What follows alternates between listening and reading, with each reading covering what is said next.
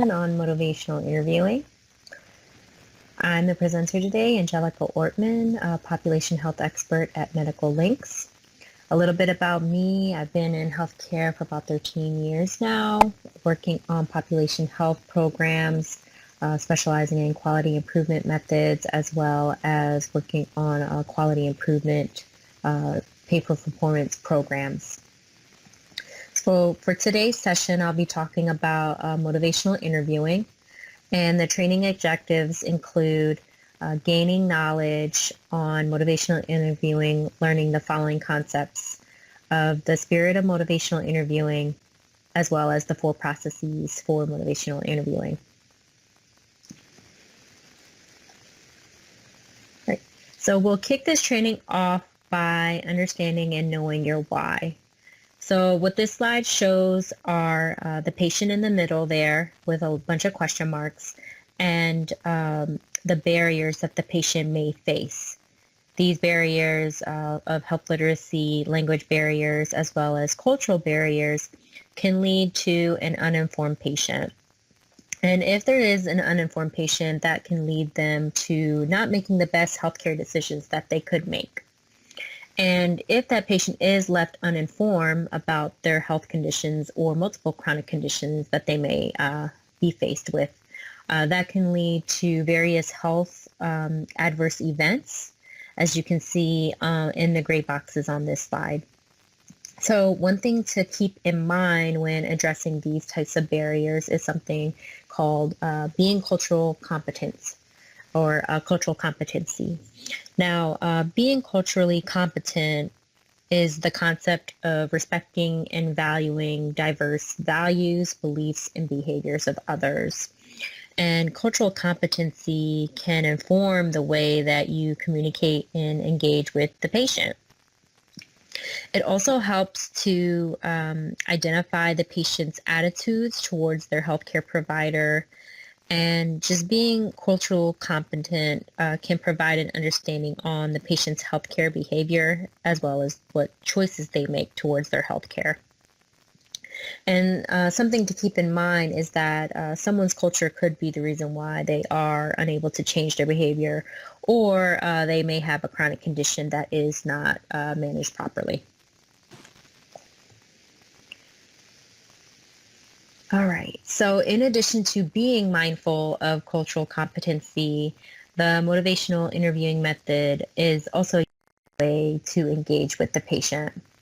Now, with motivational interviewing, it aims to better communicate with your patient by encouraging your patient's autonomy in decision-making, where the clinicians will act as a guide to clarify the patient's strengths and aspirations, also listening to their concerns, boosting their confidence in their ability to change their behavior, as well as collaborating with them on a plan for better health.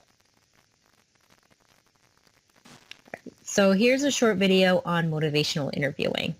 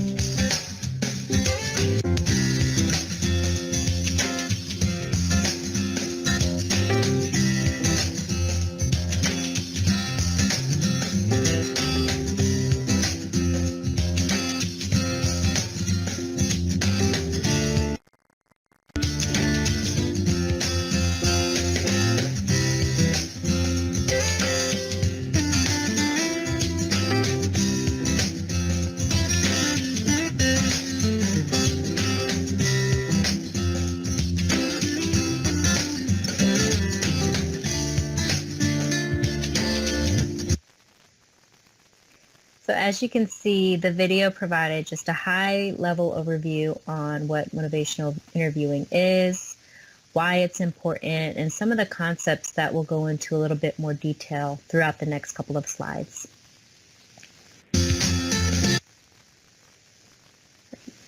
So the next slide shows the spirit of motivational interviewing.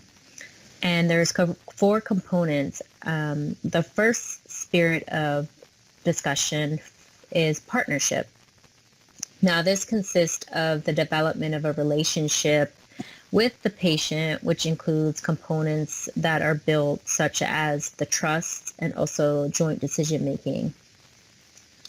The next spirit of motivational interviewing is acceptance. And this spirit is really where autonomy and support are critical in order to guide the patient towards that changed behavior. It's important also to keep in mind that the patient is responsible for owning that change.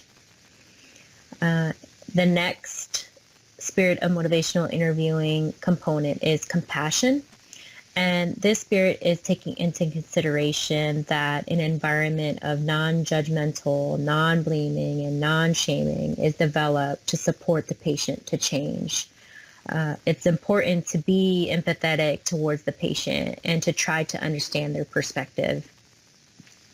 The last spirit of motivational interviewing is evocation.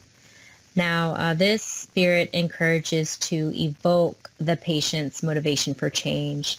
It's important that when communicating with the patient to create an environment where you are supporting them and their decisions to change and not telling them or convincing them what they should do or what they should change. So those are the 4 spirits of motivational interviewing. Moving on to the next slide, we talk about the 4 processes for motivational interviewing. And this is really knowing your how. And so the first is engaging, where the ORS technique will come in handy. This technique will be further discussed in the next slide. So moving along to the next process for motivational interviewing, which is focusing. And this is just developing and maintaining a specific direction for the conversation with the patient. Now, the third process is evoking, where recognizing the patient's change talk and also responding to that change talk is very critical in changing that patient's behavior. The last process is planning. And for each of these different processes for motivational interviewing, they'll be covered in more detail in the next couple of slides.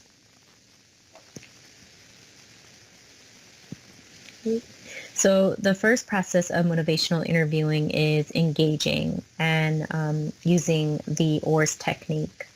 So we'll go through what the ORS technique is and stands for, and then also I'll be able to just provide some examples of what the techniques, phrases you can say when engaging with the patient.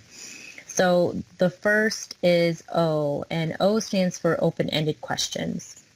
And this technique, it really invites the patient to tell the story in their own words. It also elicits descriptive information and requires more of a response from the patient than a yes or no. It also encourages the patient to do most of the talking. And so some examples of how open-ended questions may start, or open-ended phrases may start when engaging with the patient. Starting off by saying, tell me about ... or how do you feel today? Another example would be, what questions can I answer for you?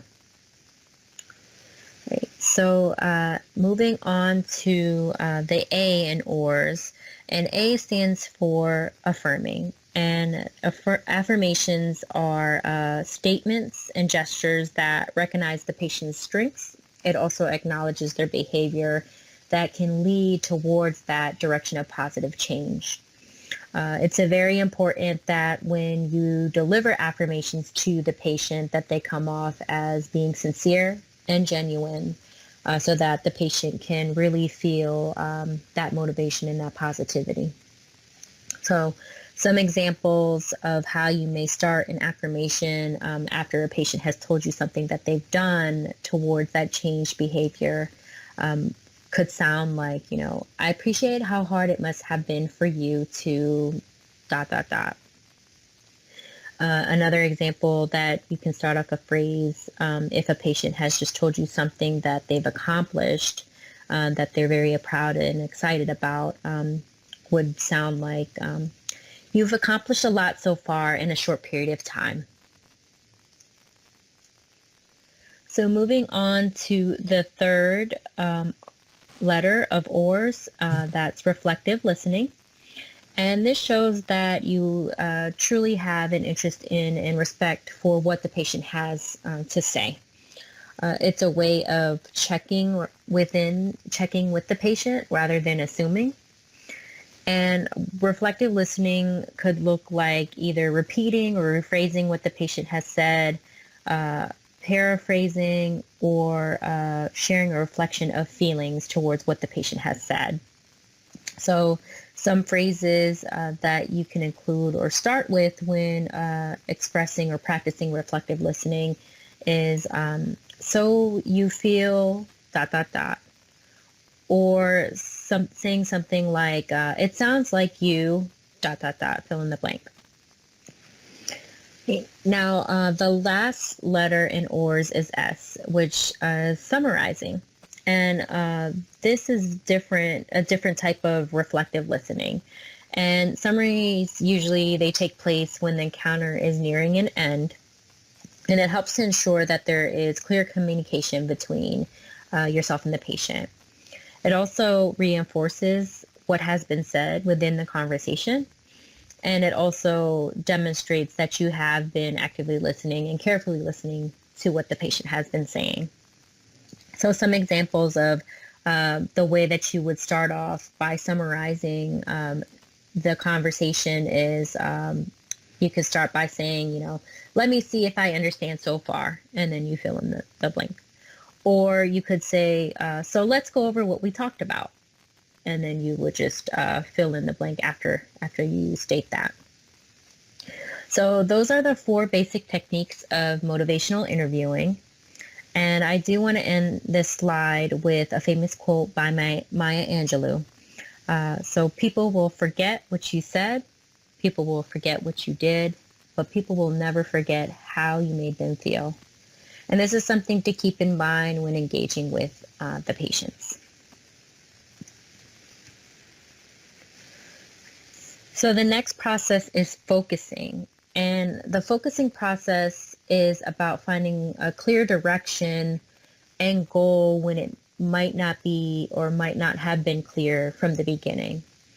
So some things to consider when you're practicing the focusing process are just ensuring and clarifying the patient's priorities and their readiness for change, collaborating with the patient on a common purpose that fits the patient's needs, identifying the patient's goals and what is important or what may be realistic to that patient, and then also creating an environment for the patient where the small steps can be taken towards the lasting change behavior. It's important to start off small so that the patient can really embrace the change process. Right, so evoking is the next process, and for this slide we're talking about recognizing the change talk that may come about when engaging with the patient. So the way that you can recognize change talk is through a mnemonic called DARN. And the D stands for desire, where the patient may indicate a desire for change. Now, an example of what a desire statement that you may hear from the patient is, I want to get in shape. The next letter, A, stands for ability. where the patient may make a statement that shows their ability to change. So an example of this type of statement may sound like, I am able to cut back on the sweets. The third letter, R, is reason. And this is where the patient identifies the reason why they want to change. So an example statement that you may hear from a patient may be something along the lines of, I would probably be happier if I lost weight. Right. And then the last letter in darn, it stands for need. And that is where the patient expresses the need for change. And an example statement that may come from the patient may sound like, I have to get better sleep. So again, recognizing change talk and reacting to that change talk is very important when trying to get the patient on that path to changing their behavior. All right, so this slide shows some things to keep in mind when managing change and also understanding why patients are resistant to change.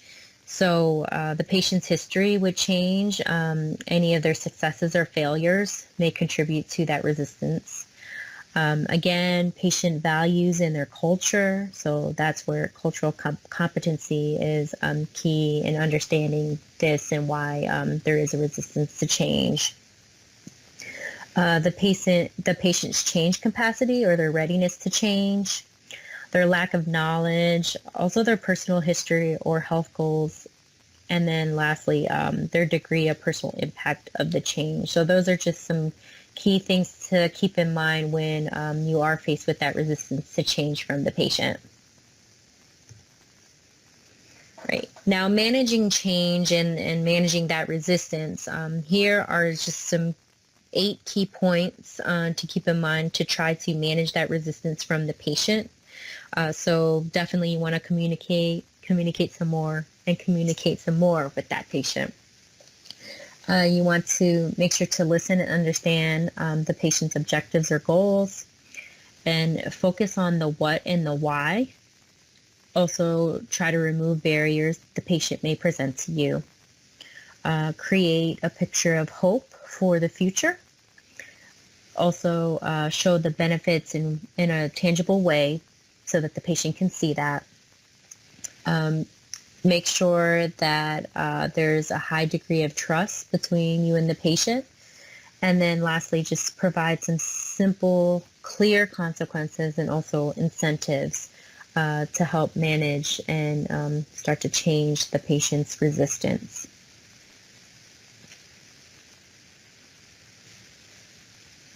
All right, so another component of the evoking process is responding to that change talk from the patient. It's very important to be all ears when a patient expresses any type of change talk. So we'll actually walk through what EAR stands for, and then I'll also provide some examples of that, what that may look like.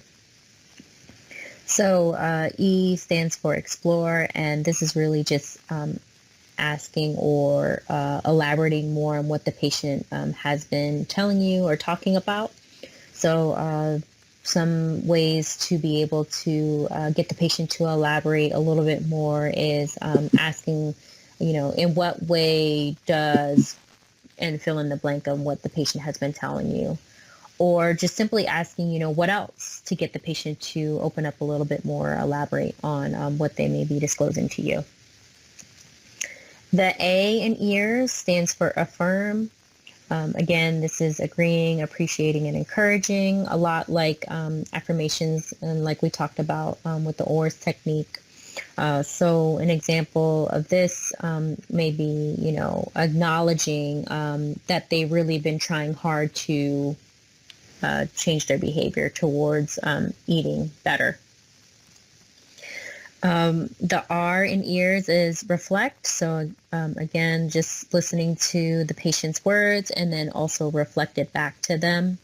So you can start off a phrase if you are practicing reflect by saying, I heard you say that, and then fill in the blank on what the patient said to you. And then lastly, for ears, summarize. So again, summarizing, what the person said back to them. So this may look like a statement, starting off a statement by saying, if I understand you correctly, ...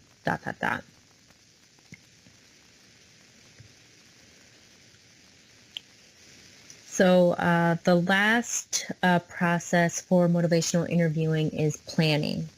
And planning encompasses both developing that commitment to change and then also formulating a specific plan of action. So you'll know when a patient is ready for change and transition into the planning process when there's been a significant increase in engagement from the patient.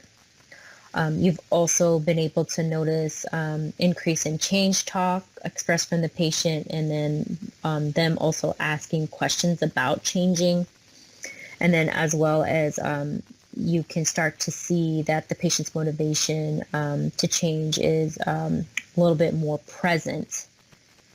And then in terms of steps for planning, you can include any type of goal setting, sorting out options, forming plans, building support for the patient, and then also just removing barriers that the patient may state that they are encountering. All right, so this moves us on to a video that shows motivational interviewing in action. So there's actually two segments of the video that I want to play for you, which show a good example and then one that shows a bad example. So I will kick the video off for us to get started with showing the bad example of a conversation with a patient.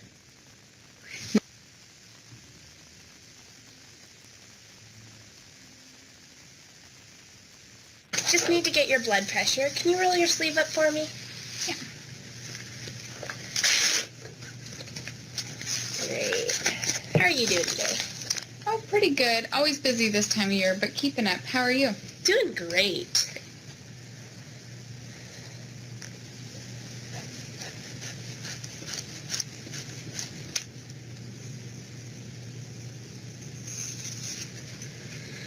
All right, your blood pressure is 125/80.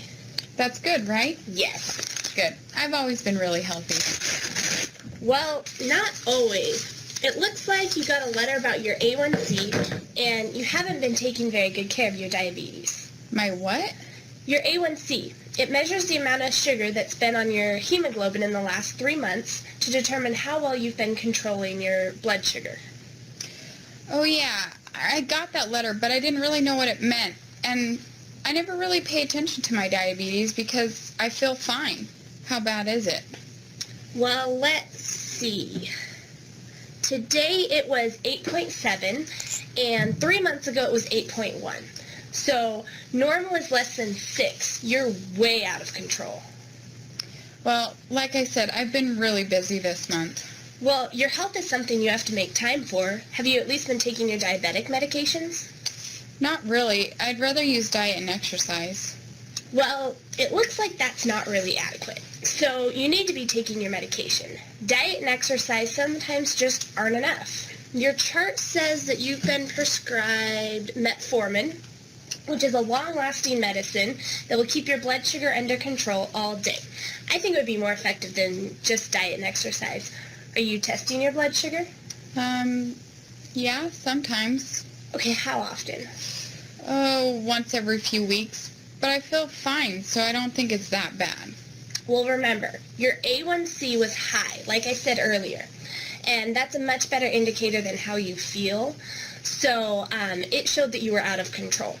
If you don't start making changes, you could permanently damage your eyesight, blood vessels, even have to have a foot or leg amputated. Oh, well, I would definitely do something before it got that bad. But I'm not interested in taking those medications.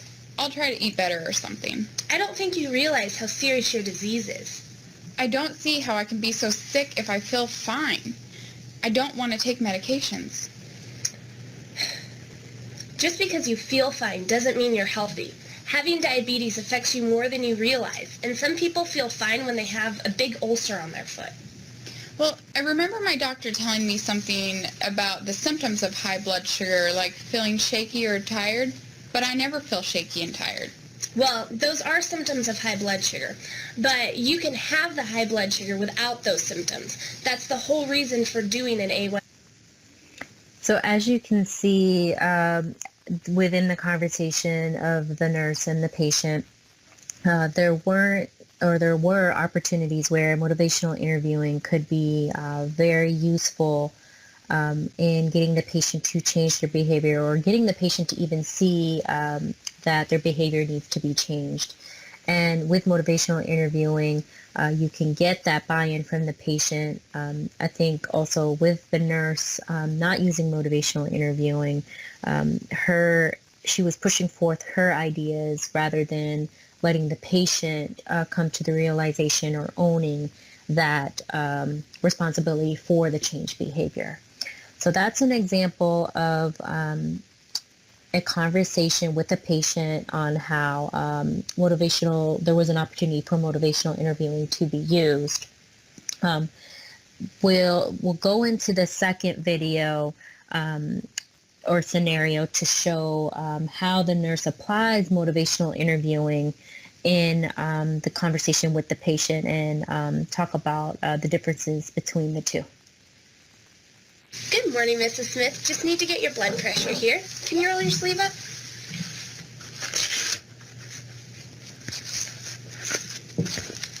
All right. How are you doing today? Oh, pretty good. Always busy this time of year, but keeping up. How are you? Great. Good.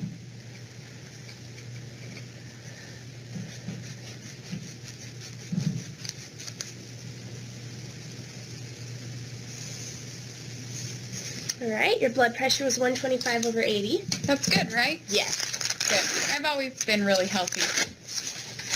Sounds like you feel really good about how you've managed your health problems. Do you have any concerns about your health?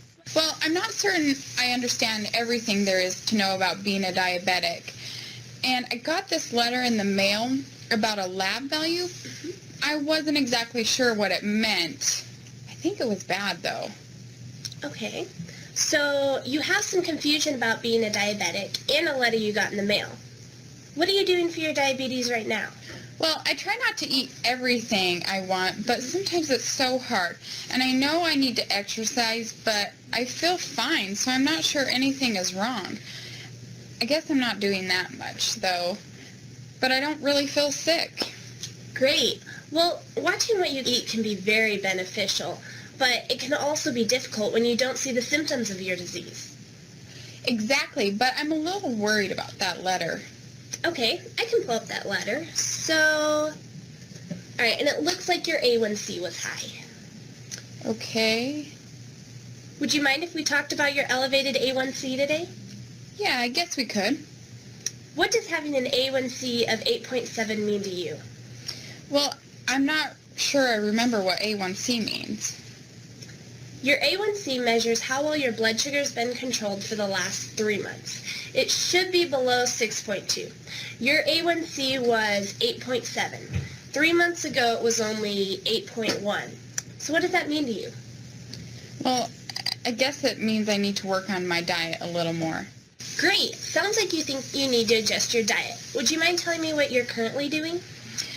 Well, I drink 2 liters of Coke a day, and I know this is bad, especially for my diabetes, but I've just been doing it for the last few years, and so it's so hard to stop. I think I could maybe cut back to less than 1 liter. That's great. So you're currently drinking about 2 liters of Coke a day, which you know isn't good for your diabetes, but you think you could get back to less than 1 liter a day. Yeah, I think I could probably do that. So what do you think it means to drink 2 liters of Coke a day as a diet? So as you can see with the second conversation, the nurse did incorporate motivational interviewing techniques with the patient. You can see that there were open-ended questions that were asked, as well as affirmations when the patient stated positive behaviors that they were trying to strive for.